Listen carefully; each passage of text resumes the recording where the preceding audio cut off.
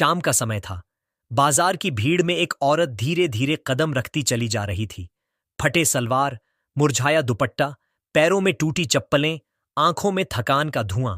कोई पहचान नहीं सकता था कि वही औरत जिले की आईपीएस आर्या सिंह है। 3 हफ्तों से शिकायतें आ रही थीं कि नया बाजार पुलिस पोस्ट का दरोगा रणजीत सिंह गरीबों से पैसा वसूलता है। तुम सभी मुझको पैसे देते रहो, नहीं तो किसी दिन उठाकर पटक दूंगा तो मर जाओगे। आर्या को शक था कि इस छोटे से थाने में बहुत कुछ सड़ रहा है जो ऊपर तक रिपोर्ट नहीं पहुंचता। उसने तय किया कि इस बार सबूत खुद जुटाएगी, किसी मुखबिर के भरोसे नहीं। उस रात उसने वर्दी की जगह एक झोला उठाया, चेहरे पर कालिख लगाई और मजदूर औरत का रूप धारण कर लिया। थाने के आसपास सब जानते थे कि वहां बिना रिश्वत या डर के कोई काम नहीं होता। दरवाजे के पास बैठे सिपाही ने उसे देखते ही हंसकर कहा, कम चली माई, कौन सा केस लेकर आई हो? आर्या ने सिर झुकाकर बोला, भैया, मेरा भाई 3 दिन से लापता है, रणजीत साहब से मिलना है। सिपाही ने खैनी मुंह में डालते हुए हंसकर कहा, रणजीत साहब से मिलना आसान नहीं है माई, पहले कुछ खुश करना पड़ता है। उसने जेब से इशारा किया। आर्या ने बस सिर हिलाया और बोली, जरूरी काम है, मिलना होगा। अंदर ऑफिस में दरोगा रणजीत सिंह बैठा था। गले में तौलिया, कुर्सी पर टेढ़ा होकर रेडियो पर पुराना गाना बज रहा था। जब उस औरत को देखा तो नजर ऊपर से नीचे तक ऐसे फिसली जैसे उसे इंसान नहीं कोई तमाशा दिख गया हो। क्या नाम है तेरा? उसने कड़क आवाज में पूछा। रीना निकरीना, आर्या ने धीरे से कहा। गलती होते होते बची। काहे आई है? रणजीत सिंह ने पूछा। भैया गुम हो गया है, बस रिपोर्ट लिखवानी थी। रणजीत सिंह हंस पड़ा। रिपोर्ट औरत जात को रिपोर्ट की बड़ी पड़ी है, तू जानती भी है रिपोर्ट क्या होती है। कमरे में बैठे 2 सिपाही भी हंस पड़े। आर्या ने नीचे नजर रखी, मगर मन में गुस्से की आग तहक उठी। वह चाहती थी कि दरोगा जितना खुलकर बोले उतना सबूत बढ़े। नाम क्या है तेरे भाई का? उसने पूछा तो आर्या ने जेब से एक पर्ची दी। दरोगा ने पर्ची ली नहीं, बोला, इधर आकर बोल, आंख में आंख डाल के। आर्या आगे बढ़ी। उसने महसूस किया कि दरोगा की नजरें उसके कपड़ों के पार झांक रही हैं। यह वही क्षण था जहां एक अफसर का सब्र परीक्षा पर था। बहुत घबराई लगती है माई, डर मत, हम लोग हैं ना। रणजीत सिंह की आवाज में बनावटी मुलायमपन था, पर चेहरा पूरा नीचपन से भरा हुआ था। तभी बाहर से एक सिपाही अंदर झांका। साहब, बाहर वाले को जाना है, रणजीत सिंह ने झल्लाकर कहा। भाड़ में जाए, जब तक मैं ना कहूं कोई अंदर बाहर नहीं करेगा। फिर उसने दरवाजा बंद कर दिया। अब बोल माई, सच बता, तेरा भाई गुम हुआ है या तू किसी से बचकर भागी है? उसने ताने से कहा। आर्या ने सिर झुका लिया। दिल में धड़कन बढ़ी पर चेहरा शांत रहा। भैया गुम हुआ है, उसने दोहराया। रणजीत सिंह उसके और करीब आया। देख माई, यहां रिपोर्ट फ्री में नहीं लिखी जाती, थोड़ा अच्छा बोल, समझी?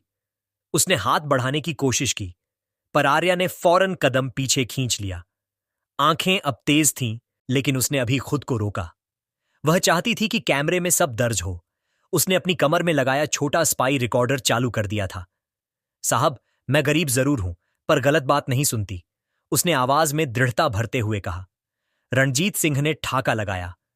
अबे, बहुत इज्जतदार बन रही है तू। तेरे जैसे तो रोज आते हैं, दिन में मजदूरी, रात में मुंह छिपा के रोने का नाटक। सिपाही फिर हंसे। अब आर्या की आंखों में चिंगारियां फूटने लगी थीं।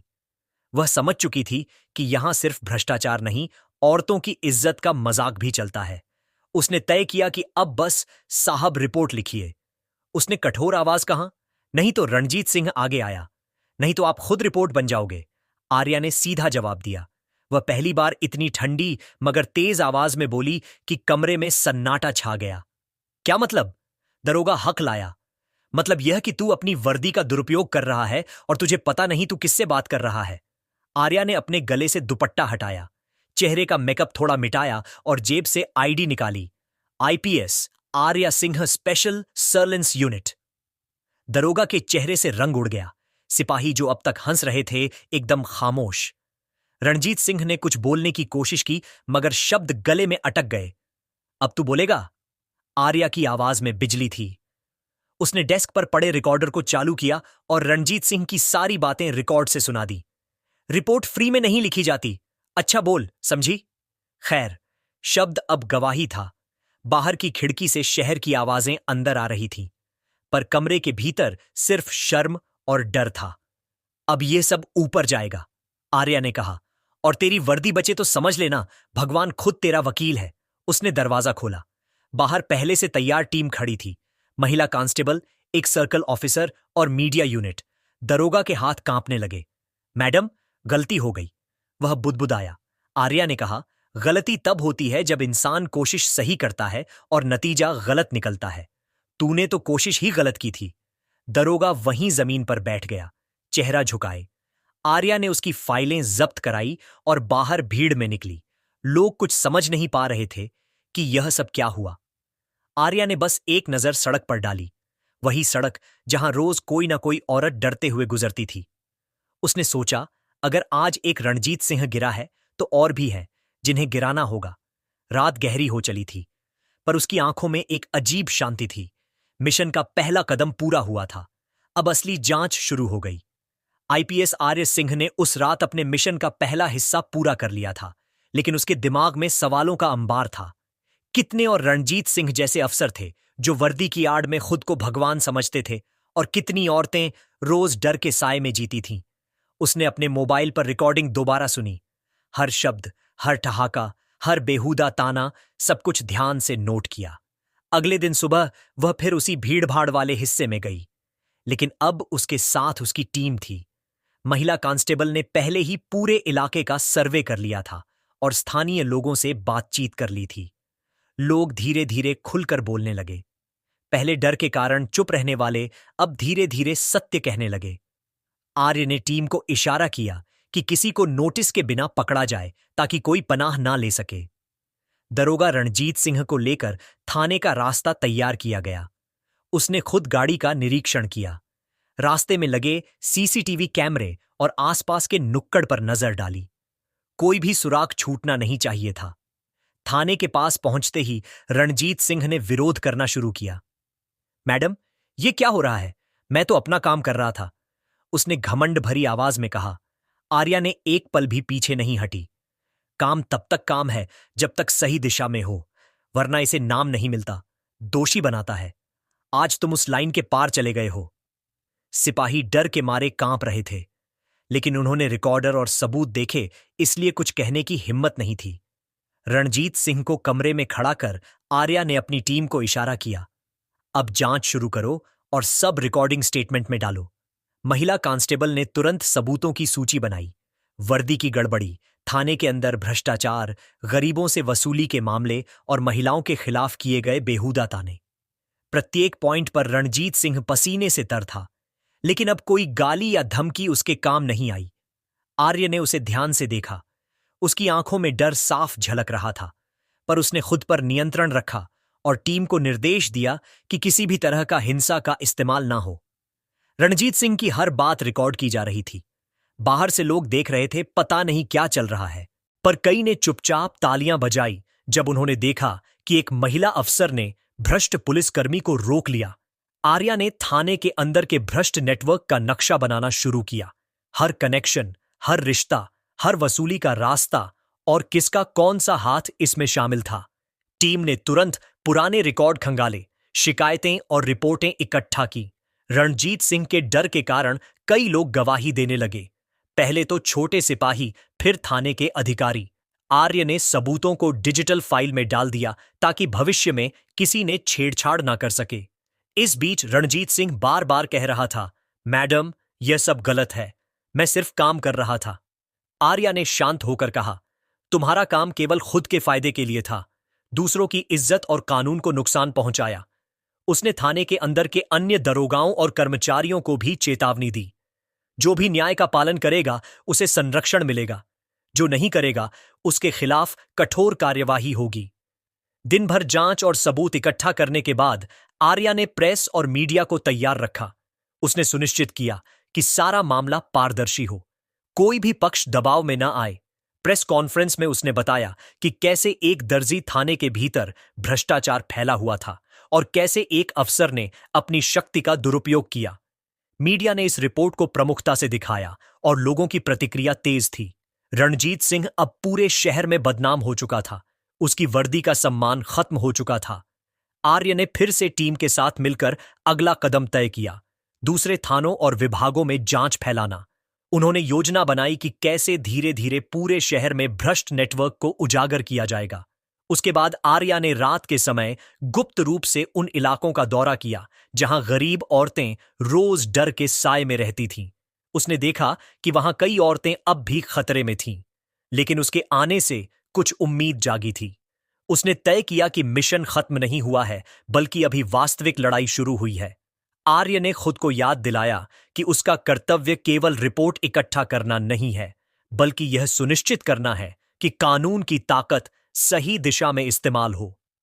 रात गहरी हो गई, लेकिन उसके दिमाग में योजना चल रही थी कि कैसे अगले सप्ताह भ्रष्ट अधिकारियों को पकड़ना है, कैसे सबूतों को मजबूत करना है और कैसे लोगों को विश्वास दिलाना है कि न्याय अभी भी जीवित है। आर्या ने अपने रिकॉर्डर और नोट्स की जांच की, हर पॉइंट को दोबारा पढ़ा और सुनिश्चित किया कि कोई गलती ना हो। उसकी टीम पूरी तरह उसके साथ थी और हर कोई जानता था कि अब किसी की बेहूदगी बर्दाश्त नहीं होगी। अगले दिन सुबह आर्या ने तय किया कि रणजीत सिंह को कोर्ट में पेश किया जाएगा और सबूतों के आधार पर उसके खिलाफ केस दर्ज किया जाएगा। इस पूरे मिशन के दौरान आर्या ने कभी भी अपनी मर्यादा नहीं खोई। उसने हर कदम सोच समझकर उठाया और अपने लक्ष्य के प्रति सच्ची रही। रात के अंधेरे में जब उसने शहर की छतों से नीचे देखा, उसे लगा कि यह लड़ाई लंबी है, लेकिन जीत निश्चित है। आईपीएस आर्य सिंह ने अगले हफ्ते अपने मिशन के निर्णायक चरण की तैयारी शुरू कर दी थी। शहर के कई थानों और विभागों में भ्रष्टाचार की जांच को अंतिम रूप देने के लिए उसने अपनी टीम के साथ रणनीति बनाई, यह सुनिश्चित करते हुए कि कोई भी सबूत छुपा या नष्ट ना हो। पूरे नेटवर्क को पकड़ने के लिए उसने हर व्यक्ति की गतिविधियों को ट्रैक किया। हर दस्तावेज, हर कॉल रिकॉर्ड, हर गवाह की गवाही को सहेज लिया और इस प्रक्रिया में उसे कई और अधिकारी ऐसे मिले जो सत्ता का गलत इस्तेमाल कर रहे थे। लेकिन आर्या का उद्देश्य केवल उन पर कार्यवाही करना ही नहीं था, बल्कि पूरे सिस्टम को सुधारने का था। इसलिए उसने फैसला किया कि हर केस को पारदर्शी रूप से और कानून के अनुसार हल किया जाएगा।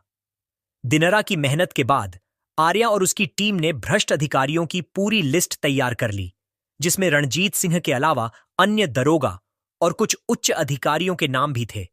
अब समय था उन्हें पकड़ने और कोर्ट में पेश करने का।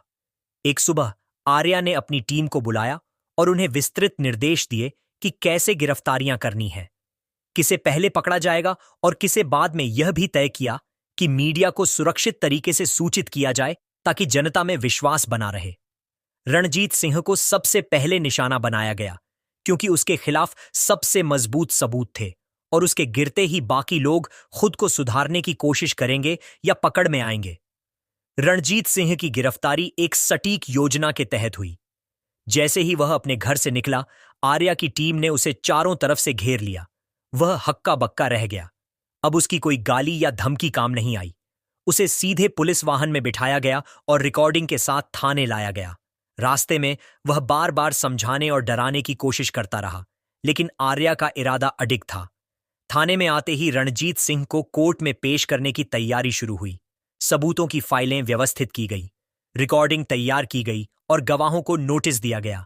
मीडिया और जनता को पूरी जानकारी दी गई कि यह कार्रवाई भ्रष्टाचार और शक्ति दुरुपयोग के खिलाफ है। कोर्ट में रणजीत सिंह की हर हरकत का रिकॉर्ड पेश किया गया। हर शब्द, हर ठहाका, हर धमकी और हर गलत कदम को प्रमाणित किया गया। न्यायाधीश ने उसकी बेईमानी और शक्तिपरक व्यवहार की पूरी जांच के बाद आदेश दिया कि वह सजा के लिए जिम्मेदार होगा। इस बीच आर्य ने दूसरे अधिकारियों की जांच भी पूरी कर ली थी। उनके खिलाफ नोटिस जारी किए गए और उन्हें सुधारने का मौका दिया गया या कानूनी कार्रवाई के लिए कोर्ट में भेजा गया। शहर में यह खबर तेजी से फैल गई कि आईपीएस आर्य सिंह ने भ्रष्टाचार और बेहूदगी के खिलाफ कड़ा कदम उठाया है। जनता ने राहत महसूस की और कई लोग खुले दिल से अपनी शिकायतें देने लगे। आर्या ने थाने के कर्मचारियों और सिपाहियों को भी निर्देश दिए कि वे सही तरीके काम करें, वर्दी की गरिमा बनाए रखें और जनता की सेवा में ईमानदार रहें। धीरे धीरे पूरे शहर में बदलाव दिखाई देने लगा। लोग अब डर के बिना अपने अधिकारों के लिए आवाज उठा सकते थे और भ्रष्ट अधिकारी समझ गए कि अब कोई भी ताकत उन्हें कानून से ऊपर नहीं उठा सकती। मिशन के अंतिम दिनों में आर्या ने खुद शहर के विभिन्न हिस्सों का दौरा किया, लोगों से मिली और सुना कि कैसे गरीब औरतें और गरीब आदमी अब न्याय की उम्मीद करने लगे हैं। उसने महसूस किया कि उसकी मेहनत व्यर्थ नहीं गई। उसका तरीका सही था और कानून की शक्ति सही हाथों में थी। रणजीत सिन्हा और अन्य दोषियों को कोर्ट में सजा मिली। उन्हें जेल भेजा गया और उनकी वर्दी हमेशा के लिए कलंकित हो गई। आर्या की टीम ने अब नए प्रशिक्षण और निगरानी कार्यक्रम शुरू किए ताकि भविष्य में कोई भी ऐसा अपराध दोबारा न कर सके। आर्या ने शहर की छतों से नीचे देखा, जहां कभी डर और असुरक्षा का माहौल था, अब वहां नई उम्मीद और विश्वास दिखाई दे रहा था। उसने अपने नोट्स और रिकॉर्डिंग को सुरक्षित किया और तय किया कि यह मिशन आने वाले सालों में कई लोगों के लिए मिसाल बनेगा। उसके लिए यह केवल एक केस या भ्रष्ट अधिकारी को पकड़ने की लड़ाई नहीं थी, बल्कि पूरे शहर में ईमानदारी और न्याय की शक्ति को साबित करने का मिशन था। रात के अंधेरे में आर्या अपने कार्यालय में बैठी थी। थकान उसके चेहरे पर थी, लेकिन संतोष उसकी आंखों में चमक रहा था। उसे महसूस हुआ कि हर कठिनाई, हर चुनौती और हर खतरा जो उसने झेला, उसके परिणाम ने साबित कर दिया कि न्याय और साहस हमेशा विजय होते हैं। अब शहर में अफसर और जनता दोनों ही समझ गए कि कानून की ताकत और मर्यादा किसी के हाथों में खेलने की चीज नहीं है, और आर्या सिंह की बहादुरी ने इसे एक मिसाल बना दिया। पूरे शहर में शांति लौट आई। भ्रष्टाचार और डर की हवा धीरे धीरे गायब हुई और आर्या ने अपने मिशन को सफलतापूर्वक समाप्त किया। उसने आखिरी बार अपनी टीम को देखा। उनके चेहरे पर संतोष और भरोसे की झलक थी और खुद उसने महसूस किया कि उसका संघर्ष, उसका साहस और उसकी मेहनत इस शहर के लिए एक नई सुबह लेकर आई।